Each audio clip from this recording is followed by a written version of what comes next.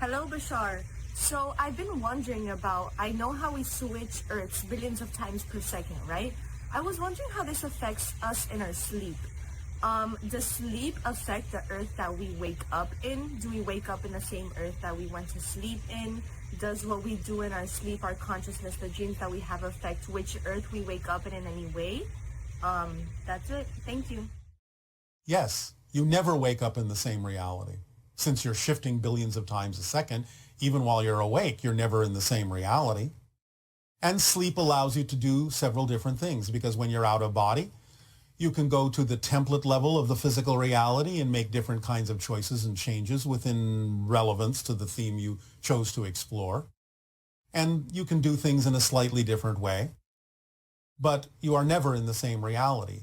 But yes, sleep can affect the reality you wake up in. Not that you are not always in a new reality, but it can be a slightly different reality than you might otherwise have woken up in had you remained awake. Hello, Bashar. I hope Good you day. have a wonderful day. Of course, always. This is my first time meeting you, so I'm very excited. All right, so are we. So one of the questions I have is children, when they're young, often tend to see beings when when it's nighttime and they are supposed to go to bed and sleep, and the lights are out, and Yes. is there an ability that children have to see things that are like in a different dimension or reality or something? Yes, because they haven't unlearned that yet, because they're not fully focused yet on the idea of physical reality as the only thing that they should pay attention to. Children are still newly from spirit and still retain the ability to see into other dimensions. It's natural for most children. So the idea is that many children on your planet will learn to stop doing that, although now in this day and age, they don't have to really learn that. They don't have to focus quite so strongly on the idea that there is only physical reality. They can still experience the themes they chose to explore as physical beings without necessarily losing the ability to perceive beings from other dimensions. So this is something that is new for your society in general on a large scale. People on your planet have always had this ability from time to time, but it used to be rare. Now it's becoming more common. But yes, in general, children on your planet are still closer to spirit than they are to physical reality, and for quite some time may still retain the ability to see into other dimensions until, for some reason, if there is a reason for them to focus only on their physical theme, then they may close that facility down for a while. And then it may return later in life when they are through exploring certain things. But yes, it's a natural ability that most children have.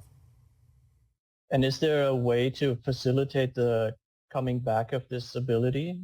Yes, to follow the formula that we have shared with all of you. Okay. Okay. Now, there are also many other techniques.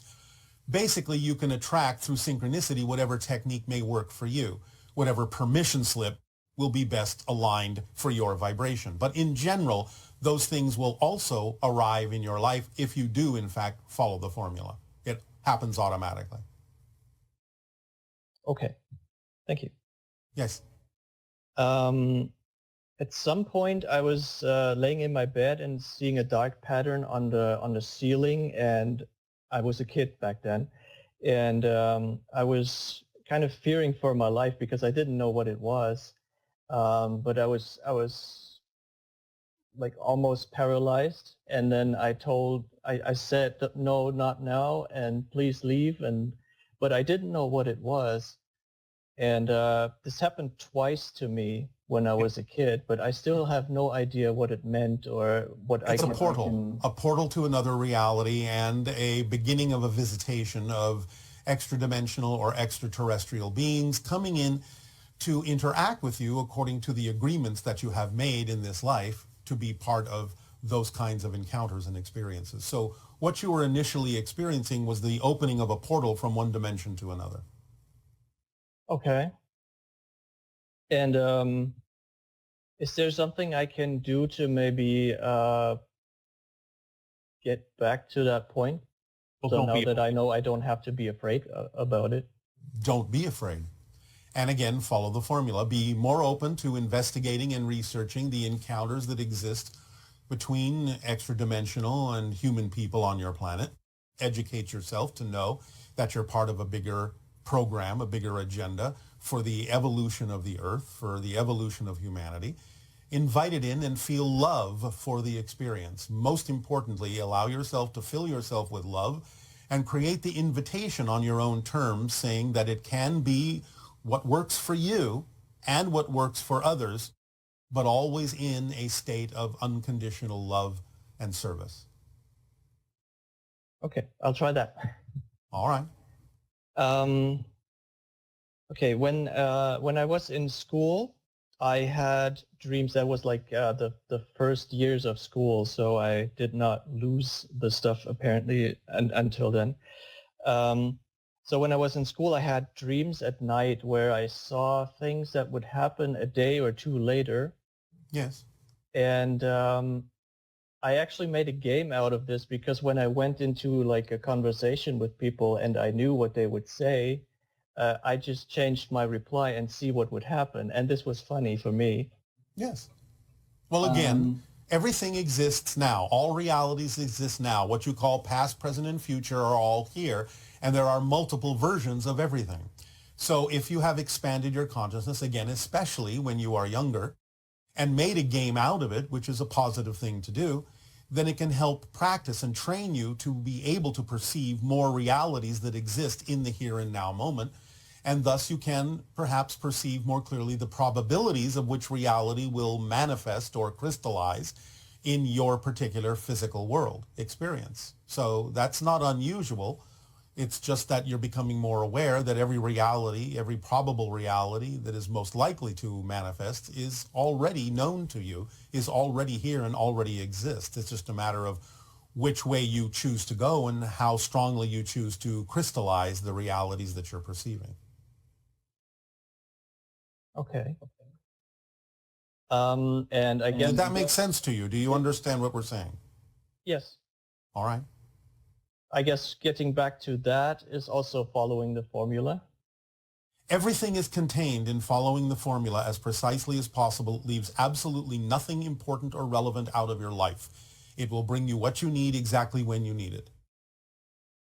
Okay. All right. I was in October 2011, I was in a group that did C5 protocols for contacting extraterrestrials. Yes. And we had some contact with, we saw ships flying around, and we had high strangeness events or things that happened that were strange. All right. Well, congratulations. Thank you. And when we did a meditation for contacting extraterrestrials, it was like a vision in my head that I had from it was a woman, and she looked more like a cat being, a feline woman. And she looked at me, and it was like just a second or so, and she said, "Be patient." And that's all I got from this. And then I started to think and woke up from the meditation. All right. Well, that's good. That's a good first start. Coming through the extra-dimensional consciousness is coming through an archetypal form, an ancient Egyptian form that connects to something that will work for you. The ancient Egyptian archetypal form, looking feline, is called Bastet or Bast, the ancient Egyptian goddess. So this is an archetypal form that the extra-dimensional being was using that has relevance for the vibration of your own being. And initiating a contact and telling you to not be impatient, basically, is a good first step. Things will unfold as they need to. Okay. You can do the meditation again anytime you wish. You can begin practicing, strengthening that contact. Okay. It's up to you. Is there a specific, like I guess it would be Whatever works for you, or replicate yeah. what you did before. Okay. Okay. Okay. So when I hear sometimes I hear stories about people getting abducted, Yes. and what I was wondering is, when they talk about it, the first contact or initial contact is a bit scary for them. Yes, because they don't understand what's going on, because they haven't been told that these kinds of things are happening by an agreement you made before this life. This is part of the evolutionary path of humanity on the earth. And because most people aren't in touch with those agreements, then they will go into fear mode or survival mode, because what is being experienced is very foreign to them. And to the physical consciousness almost seems life-threatening, because it's so different, so alien to your normal physical reality on earth. There is nothing to be afraid of, but nevertheless, the physical mind may still react that way by going into survival mode, because interacting with another dimension changes your frequency, and to the physical mind that almost feels like a death. Even though it is a type of death, it is not literally physical death. But the physical mind may interpret it as such and kind of go into a little bit of a panic. Okay. But you can get used to it, and this is what we talked about earlier. Open up in the idea of love. Express the idea, as you have already done, that you want it to be on your own terms in a comfortable way, and that you are willing to participate and be more aware of what's going on if more awareness is allowed on their part. So approach it that way, and things can smooth out. Does that help? Yes. Thank you. Then I Thank you. will wish you pleasant dreams. Thank you. Good day.